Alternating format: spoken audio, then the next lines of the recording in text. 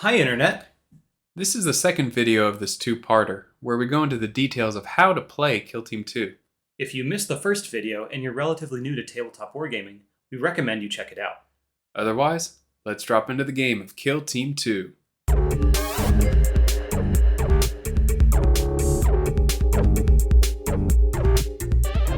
Each battle takes place over 4 rounds called turning points in this edition. Rounds are broken into 3 phases: the quite brief initiative and strategy phases, followed by the significant action of the Firefight Phase. The initiative phase follows 2 steps. First, you flip all of your operatives' orders to the ready side of the token.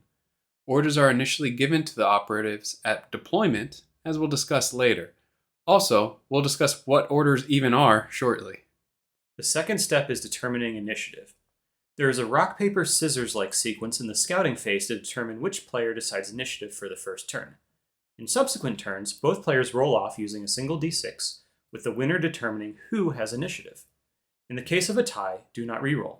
Initiative automatically goes to whoever did not have it in the last round. The player with initiative not only activates the first model in the turning point, but also is the first player to choose strategic ploys in the strategy phase and decides a sequence of events if actions happen simultaneously.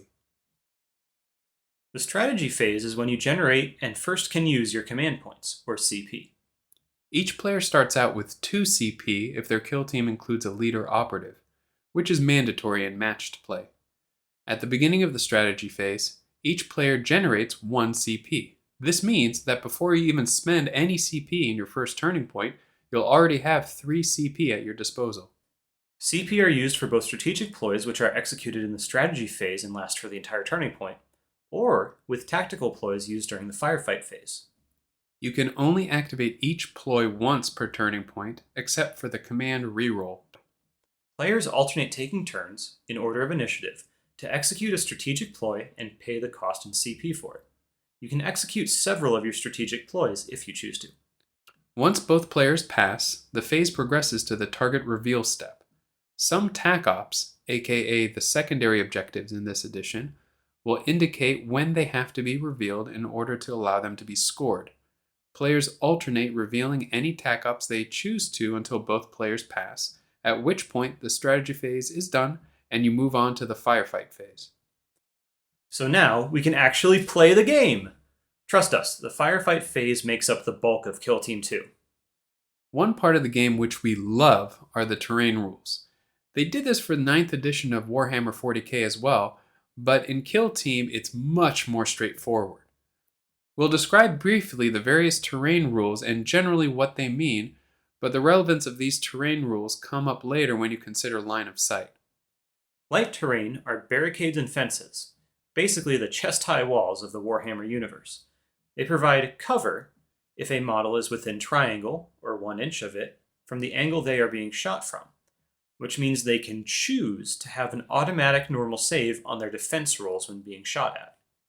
The traversable trait, frequently found on light terrain as well, indicates that this piece of terrain can be moved over at the cost of 1 circle, or 2 inches, of movement.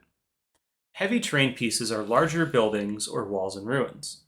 They can provide cover as well as obscuring, which means if someone is trying to shoot your model even partially through the terrain, but the terrain is more than circle, or 2 inches, from your model and the shooter isn't standing within triangle or 1 inch of the other side, then you're treated as being completely hidden. And finally, there are vantage points. These are not specific terrain features, but rather elevated positions on terrain, most of the time on heavy terrain. These are platforms that are at least 1 circle, or 2 inches, higher than other levels of the battlefield. Operatives on these higher points can shoot at models that were previously hidden from them by being in cover with a Conceal order. More on that later.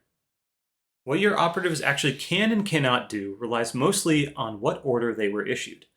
These are the Engage and Conceal orders. These orders are initially given to the operatives at time of deployment.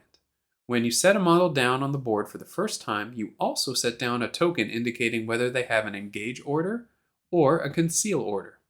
Generally speaking, Conceal orders make the targets harder to be shot, but also limit what they are able to do during their activation.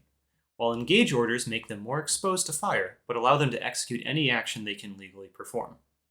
In the first turning point, all operatives are locked into whatever order they were issued at deployment, unless they have a special ability or scouting option that lets you change that order.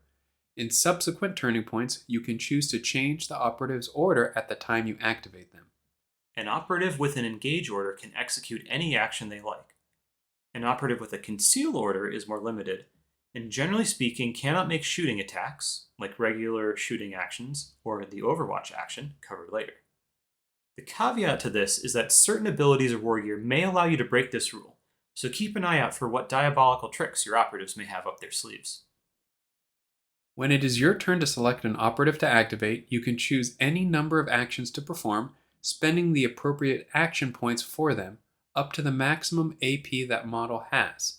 This is determined by the APL characteristic we covered in the first video, which can be modified up or down by 1 by certain game effects.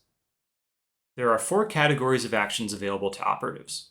Universal actions, which are available to all. Unique actions, typically linked to the model's data card. Mission actions, which are generally required for scoring victory points. And finally, free actions, which do not cost any AP to use. An operative cannot perform the same action twice unless they have a special rule or effect that explicitly allows it. Also, at the time of activating a model, it is important to check the model's group activation characteristic. You must activate the number of models equal to that characteristic from that datasheet when you activate a single model from that datasheet.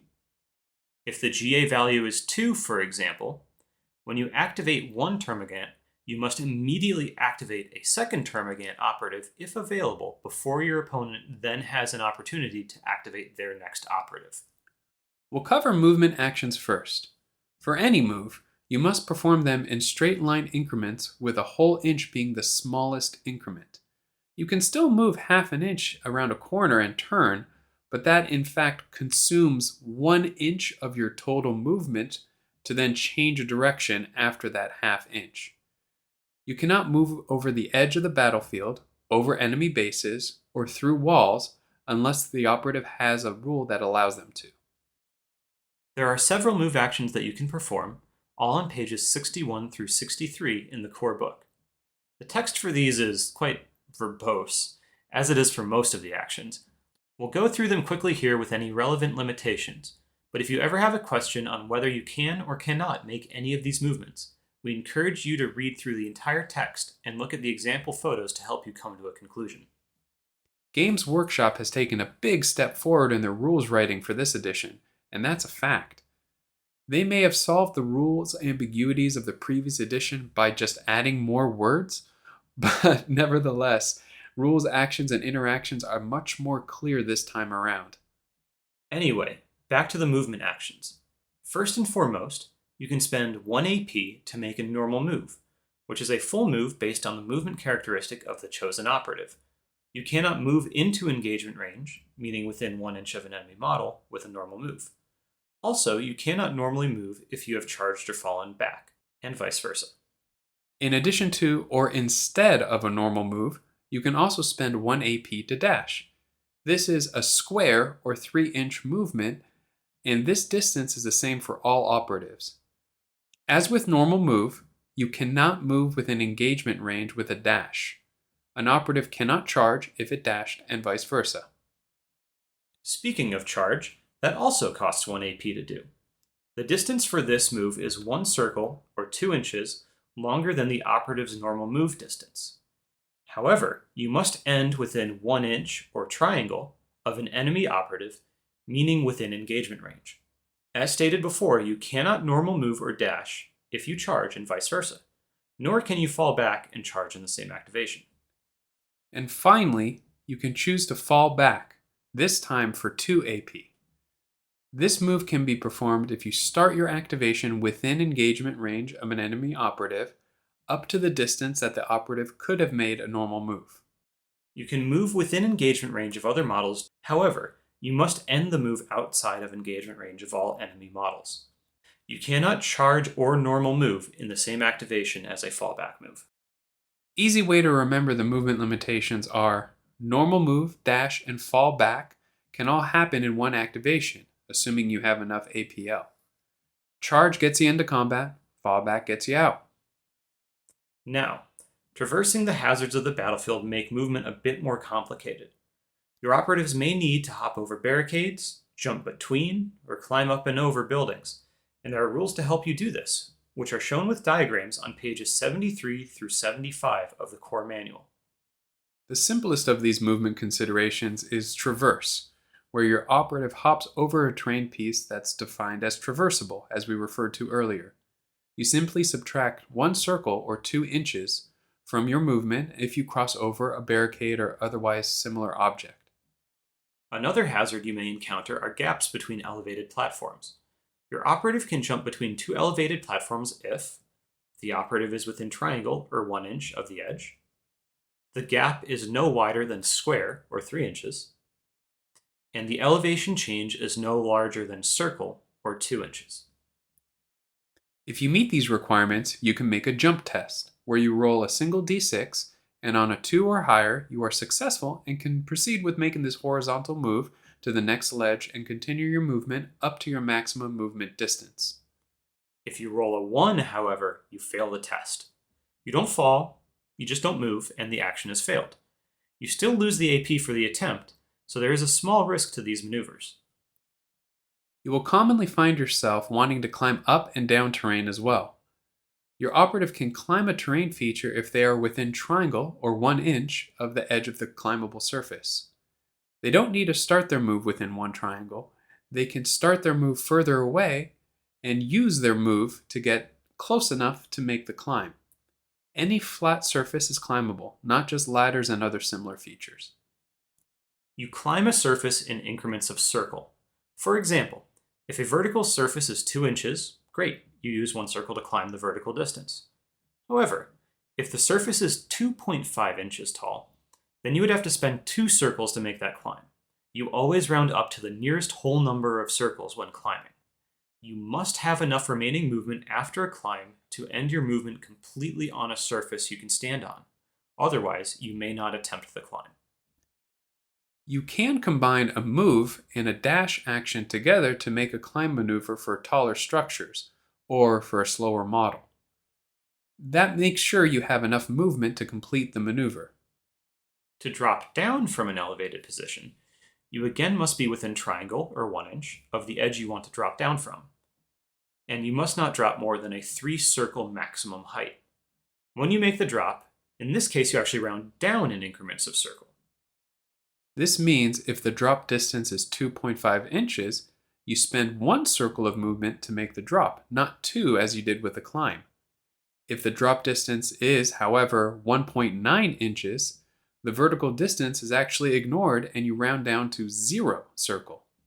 But enough dancing about! Let's get to fighting! Normally I'd tell you to cool it, but I agree. Let's get to the action of the firefight phase. If your operative has a ranged weapon, they can elect to take a shoot action for 1 AP. They cannot use this action if they have a conceal order, unless they have a specific rule or war gear option that lets them break this rule. The active operative makes an attack with a single ranged weapon, no matter how many they have, rolling a number of die equal to the attack's characteristic of that chosen weapon.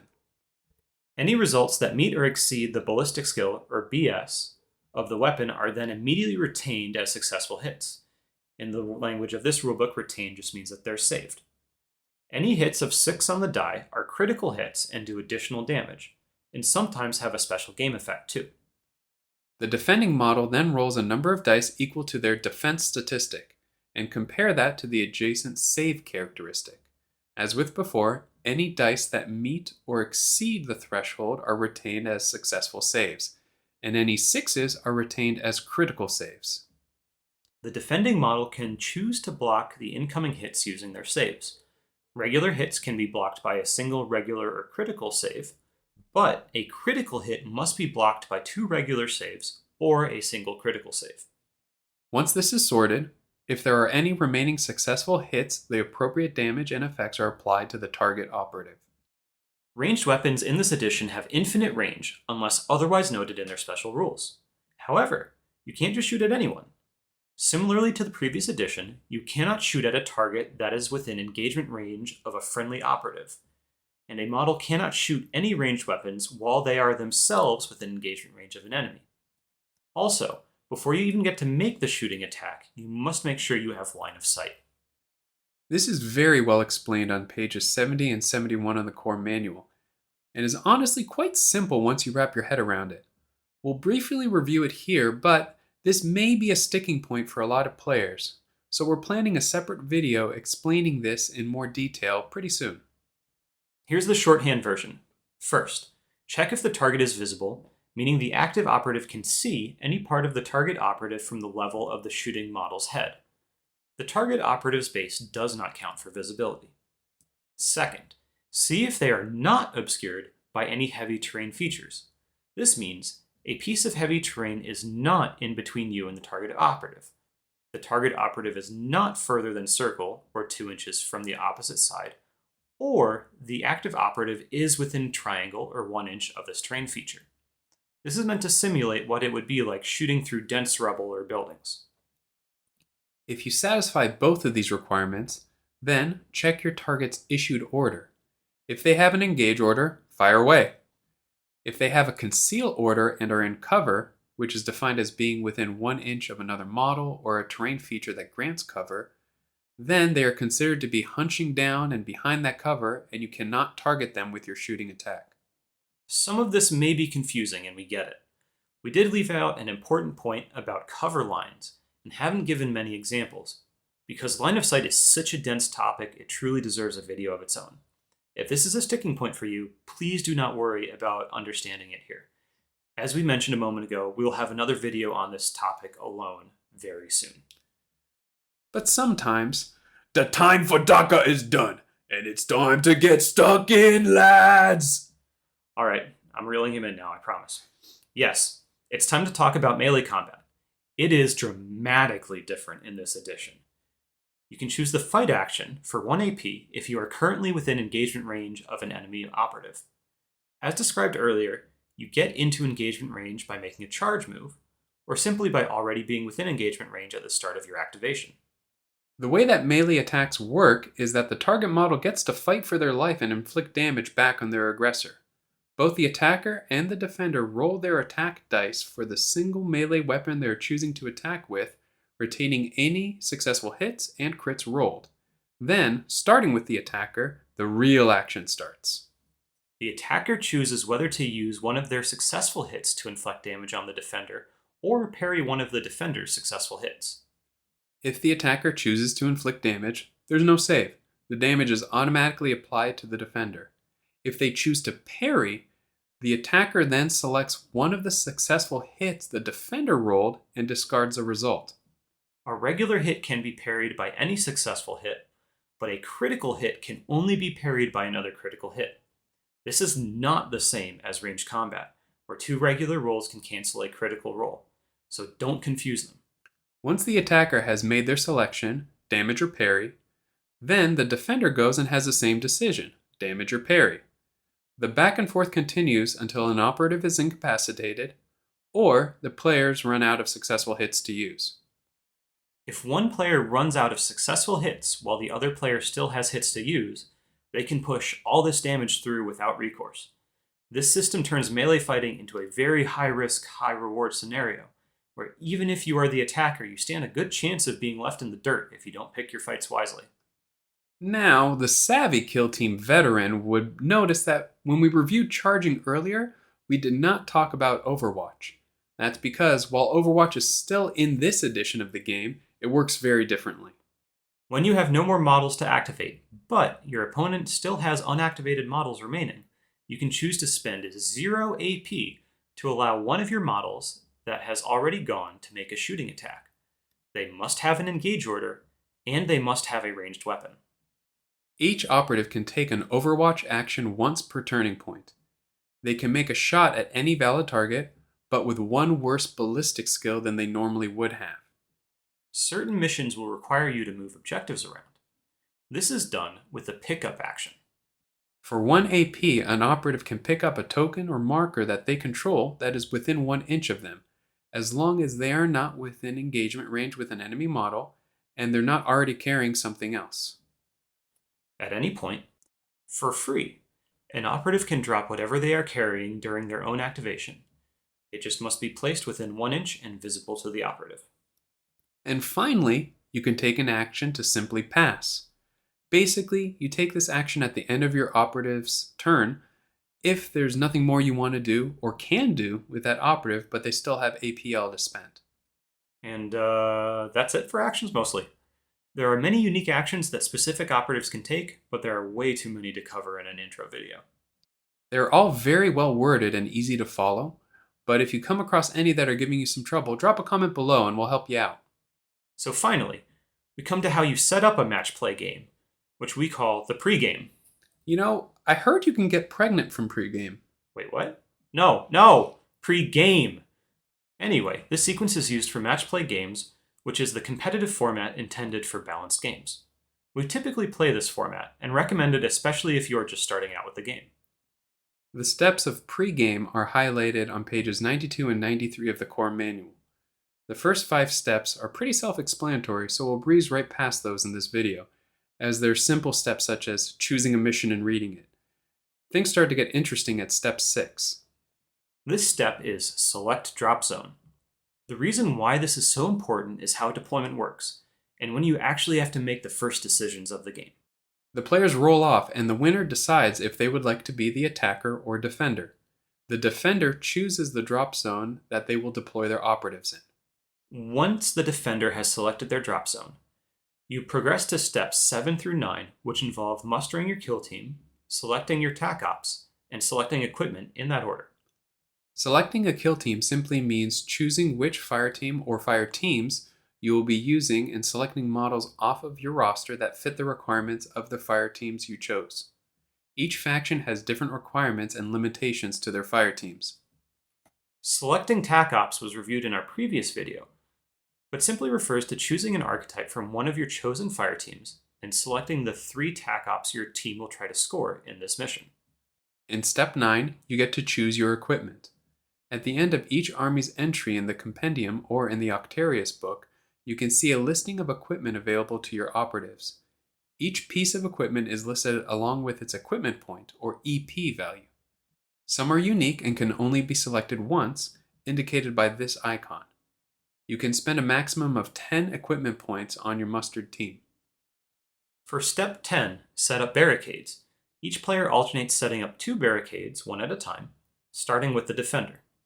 The barricades come in the Octarius box, as well as in the Essentials kit, but if you want to make your own, they are roughly 2 inches wide, 1 inch tall, and half an inch deep. They must be placed within red pentagon, or 6 inches, of the player's drop zone and not on any terrain pieces other than those marked as insignificant.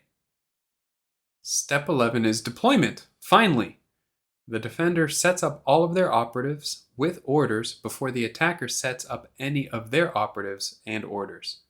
These orders cannot be changed for the first turning point. Step 12 is the scouting phase, the red-headed stepchild of Kill Team 2018.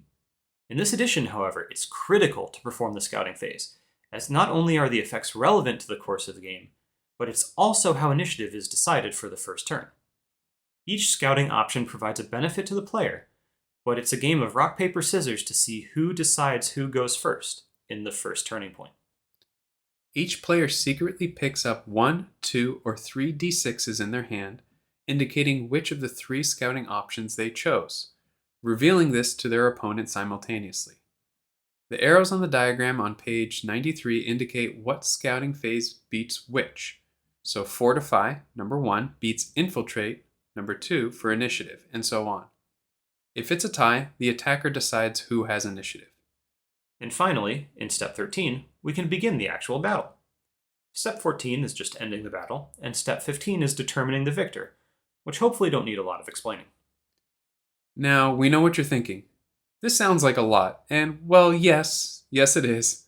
But honestly, it doesn't take that much time once you know what you're doing, and most of these steps were things you were already doing anyway, but they're just now spelled out. So, that's Kill Team 2. This video went long, but honestly, it had to be done. This game isn't split into discrete phases like the previous edition, so it's really not possible to separate things out as easily. We've separated sections out as best we can in the description, in case you need to refer back to any particular part of the game that's giving you pause. Look out for our next video reviewing Line of Sight in much more detail with examples. And don't forget to comment down below if you have any questions on what we covered today. See you in the next one.